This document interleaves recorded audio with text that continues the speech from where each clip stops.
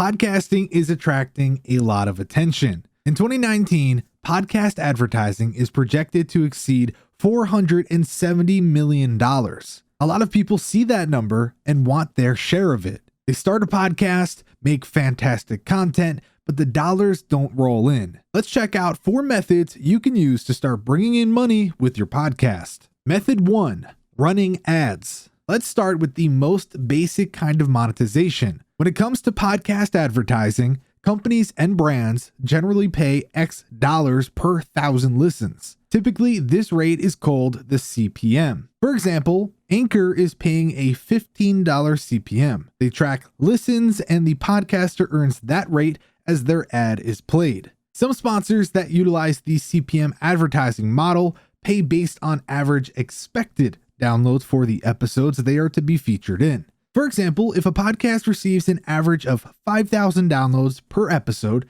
a sponsor still might pay $15 CPM, but they do so upfront, regardless of the actual downloads on that episode. It might go up to 10,000, making their ROI even better, or it might underperform and only get 3,000 downloads. These kinds of sponsorships tend to look at the trends of multiple months worth of episodes to make a decision on the total CPM they pay for. Additionally, if you're looking to run ads, you should be aware that there are 2 different kinds of ads that you can run. Host-read ads are some of the most effective ones out there. The host takes the time to record an ad that is unique to their podcast, showcasing their particular take on the product or brand that is specifically tailored to their listeners. These ads are unique to the episode in which they appear, and because of that, tend to be the top earners. On the other hand, you could do pre-recorded ads, which are just what they sound like. An ad recorded at some point in the past that is played during multiple episodes. They might be host-read, but it may also be a spot sent in by the sponsor to be played.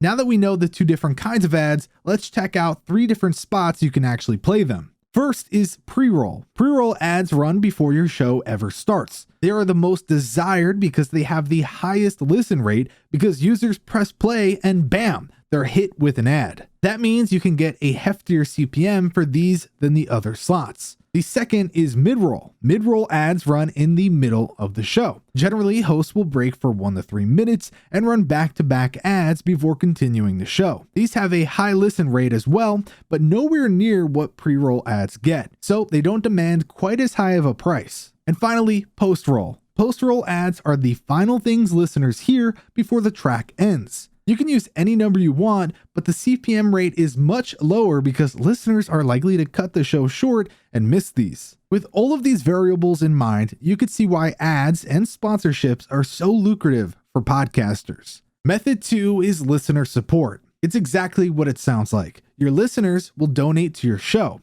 They give you money because they like the content you're creating and want you to continue creating it. Since podcasts tend to be free, users often have no problem tossing $1 to a show they listen to week in and week out. If you build a community who loves you and your content, they collectively can give thousands of dollars each month. However, there are pitfalls. The primary being that you're at the mercy of your listeners and their good graces. The income isn't stable and you can't 100% count on anything month to month. A secondary concern is that asking for support feels off for some people. They may feel as though they're asking for a handout. Despite those qualms, listener support is one of the top methods of revenue or monetizing podcasts. Because of that, many platforms have opened up to streamline the process for listeners. If you're interested, you should check out Patreon, Glow.fm, and Anchor.fm.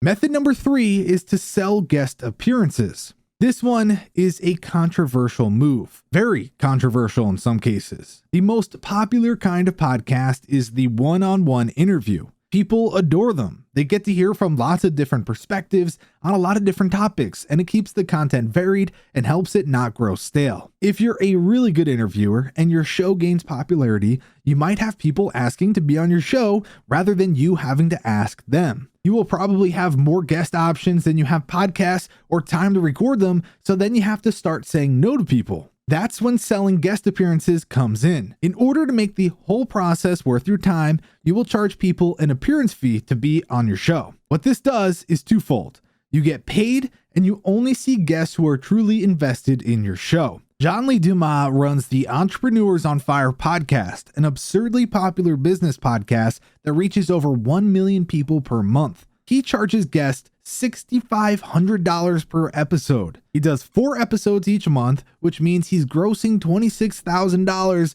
from podcast guests alone. Now, of course, that's absurd, but even if you charge $100 as an appearance fee, the quality of your guests would likely rise, and you'd be bringing in a considerable amount of revenue to your show. Be aware that some listeners might see your show as an infomercial or advertisement for that product, person, or brand. As long as you keep that in mind and run your show as you always have, you'll be doing absolutely nothing unethical. And for the final method, number 4, merch. Physical merchandise is a huge boon to podcasters because not only does it give your most dedicated fans something tangible to add to their collections, but it also gives you a passive advertising stream. While tees tend to be some of the best-selling items, there is a never-ending plethora of items that you can push on your merch-loving listeners. Everyone loves stickers. Go to a conference? Stickers everywhere. Go to a coffee shop? Leave stickers on the table. Want to run a contest? Give away some stickers as prizes. People will love them. They're cheap to produce, and even if you sell them for $1 or $2, there's a huge markup there. And if you don't want to be the one to have to deal with mailing them out and handling the merch yourself, sites like Redbubble, Zazzle, Society6, and so on can do it for you. Merch is easy to promote and can be a pretty good passive income stream. So there you go. Those were 4 different methods you can use to start bringing in money with your podcast. If you enjoyed this video, then be sure to give it a like and subscribe for more content. With that said, thanks for watching, and we'll catch you in the next one.